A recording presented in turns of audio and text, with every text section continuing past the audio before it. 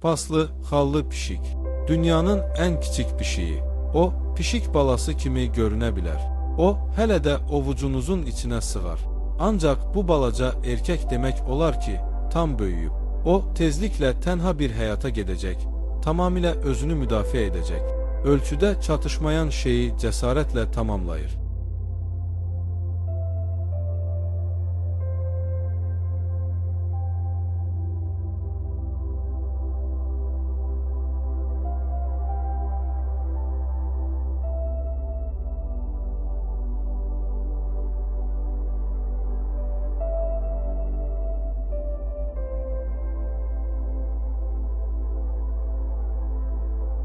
Gənc pişiklər maraqla doğulur.